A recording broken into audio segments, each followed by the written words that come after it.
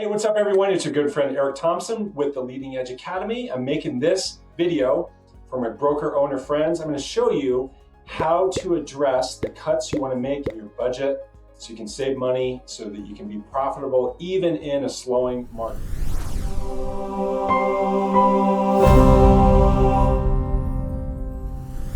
Hey, if this is your first time to the channel, a big warm welcome to you. Please like this video if you like it. Please hit subscribe so that you're sure to get more helpful videos just like this one. Again, this one is for my broker owner friends, my people in leadership who right now are saying, oh my gosh, what do we do? What do we do about the slowing market? We need to make sure we remain profitable. We need to look to be more efficient in our budget. Where do we start? How are we going to do this? How do we address the cuts that we're going to make? What should we do? What should we not do? Guys, what I'm going to give you is a really simple, straightforward framework on how to think about this, right? So the owners and leaders that I work with, that I've helped them with, when I've shown this tool to them, this thinking tool, it's been super helpful for them. So I want to help you. Okay, so here we go. Got my pen. And so this is a really simple tool. It's a very simple diagram. It's a diagram of a quadrant, okay? So you're gonna draw a quadrant and you're gonna measure two things, okay? So you're gonna measure cost, okay? Does this have high cost or low cost, this particular item? And then you're gonna measure impact. Does this have high impact?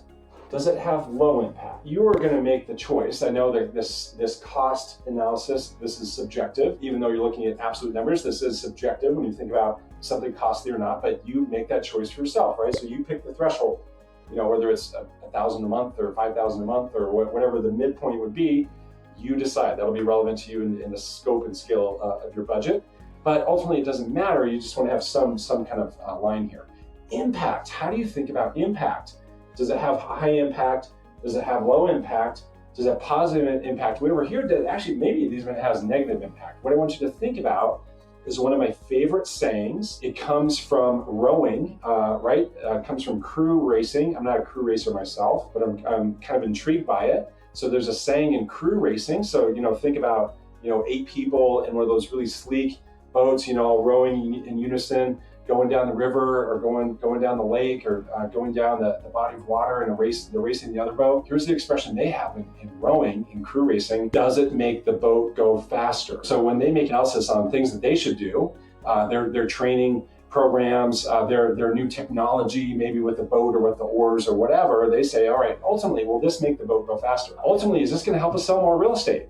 Is this going to get us to be more productive? Like, will this help when it comes to that, okay? Does it make the boat go faster? So what you end up with are 4 quadrants, right?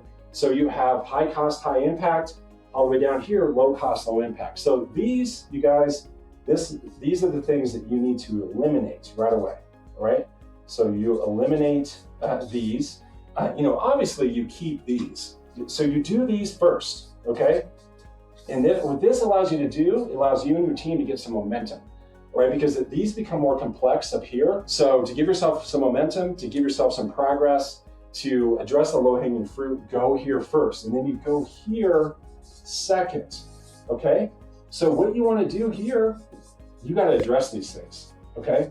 You have to address these things, and you either need to renegotiate these things, you need to restructure these things, you may ultimately eliminate it, but if it's high cost and not making the boat go faster, we need to do something about it, right? So we're not going to ignore these, but what's really helpful is when you can address these first, right? When you start tackling these first, it gives you positive energy, positive momentum, again, that allows you to more effectively tackle these things second. And then based on how much money you've saved here, then you may think about going over here. So these would be potentially renegotiated.